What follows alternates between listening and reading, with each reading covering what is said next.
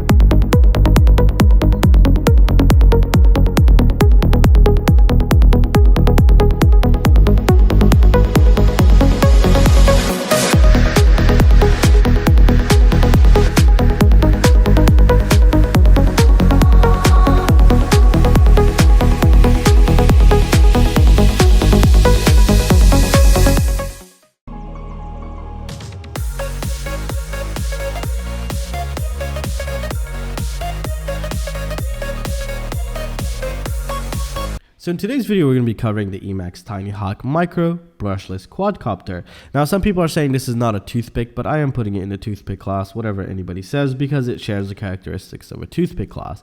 Now, what we're going to cover today, its overall frame quality. Yes, we're going to cover that because you can see that right there. We're going to cover the motors, its efficiency, its power, its overall execution, and just about everything you need to know, and some things to take note of if you are thinking of purchasing this before you go ahead and pull the trigger. So first, let's start off with the motors. Now, for the motors, we're using 1103 7000 kV. Now, you might be like, oh yeah, I could run 3S HVs on this. Well, you can and you cannot. Now, I don't think the ESC would handle 3S. So I think that would be the first bottleneck into running a 3S. Next, the propellers, if you're going to be running a 3S, for example, let's just say the ESC can handle 3S, the propellers might have to be changed to something like one of these 65mm propellers, because these are much heavier and they will drain a lot of current, and it might overheat the motor and you might burn the motor. But this is all theoretical right now, so you can possibly run a 3S HV, but I don't think on the main board here. Overall, the motors performed really great. These propellers are insane because it grips the air. It doesn't have a top end speed, like super crazy top end speed, but you have the responsiveness.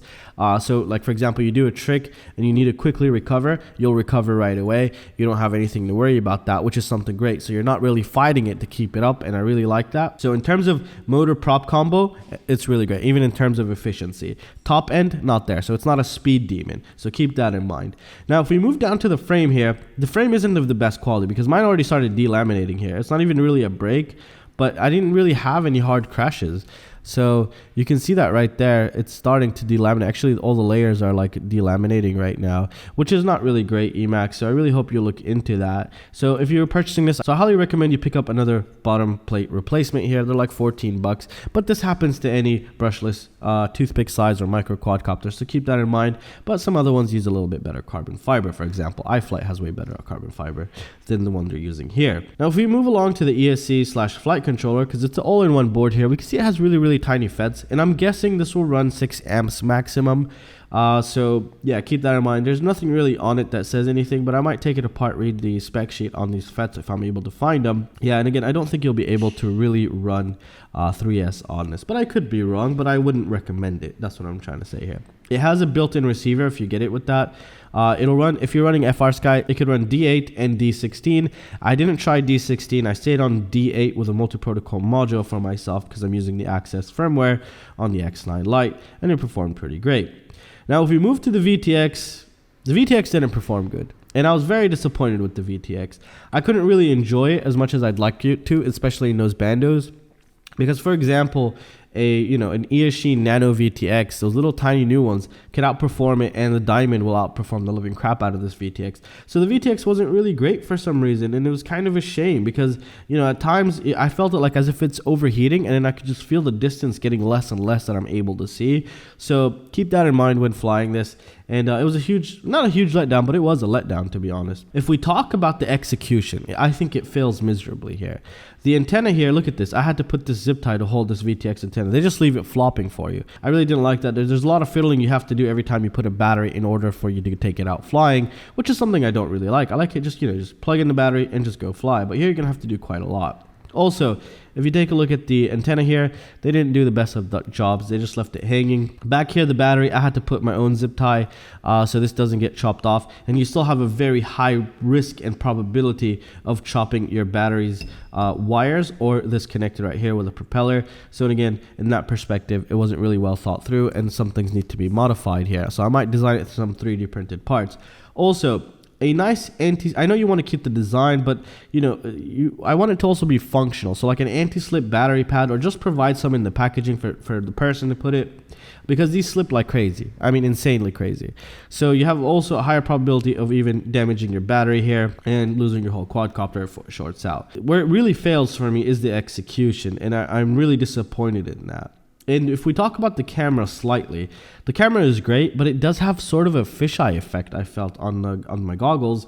And you get used to it after the first minute and a half, but it is there, and it kind of gives this little weird feeling. But after that, you're just totally fine. So that's just something on the side to take note of here. Overall, what do I think of this? Well, one thing, it is really efficient. It is super quiet, like nothing. I've never heard anything quieter than this. So that's really great. That means it's efficient, and the propellers are great. Batteries come down cool, motors come down cool, the tune is perfect, but again, you're gonna have to fiddle with it slightly in order for you to get it just right.